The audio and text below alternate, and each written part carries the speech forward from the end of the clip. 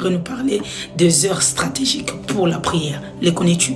Est-ce que tu le connais? Mais c'est très important de connaître toutes les heures stratégiques pour la prière. Donc ne sois pas cette vidéo parce qu'elle peut être utile pour toi et pour les personnes qui t'entourent. Je ne vais pas m'attarder là-dessus. La première, minuit et 3 heures. C'est très important, c'est très important. Ce fut au milieu de la nuit que l'ange de l'Éternel délivra Pierre de la prison entouré de 2 escortes. Pendant que Pierre était dans la prison, la Bible déclare que l'Église ne cessait d'intercéder pour lui. Ce fut également au milieu de la nuit que Paul et Silas se mirent à louer. Pourquoi ces heures-là sont importantes? Dans le livre de Matthieu, chapitre 26, à partir du verset 38, on voit le Seigneur attristé par la chose qui allait se passer, dont nous connaissons, dont il sentait la croix. Il demande à ses disciples de veiller avec lui. Et ce n'était pas la journée, c'était pendant la nuit. Et dans le verset 40, on le voit dire à ses disciples, vous n'avez même pas pu veiller 1 heure.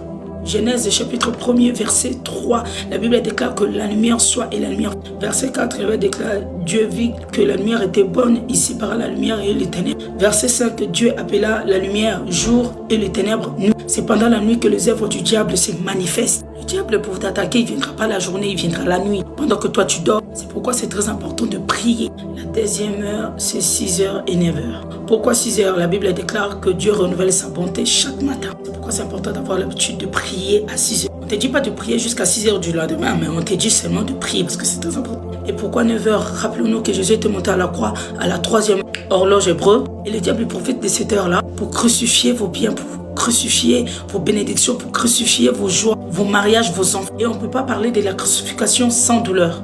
Il y a pourquoi dire, mais bref. 3e heure, midi. Alors ça, le chiffre 12, déjà nous savons très bien, c'est un chiffre symbolique, bibliquement parlant. Je ne vais même pas parler du symbole de ces chiffres, parce que sinon nous allons prêcher.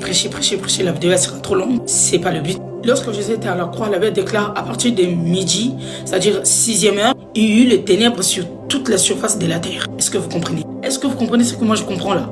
Il y eut les ténèbres sur toute la surface de la terre. Les ténèbres a commencé à midi. Vous voulez que je explique ou je m'arrête là où vous avez compris? Bref, la 4e heure, 15h.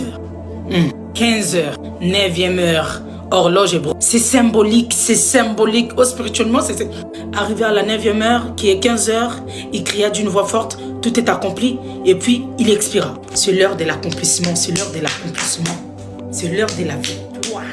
Non, c'est l'heure à laquelle tu dois fléchir tes genoux et puis dire, Seigneur, je déclare l'accomplissement de l'œuvre de la croix dans ma vie en fait. Il faut te voir à 15h. Malheureux.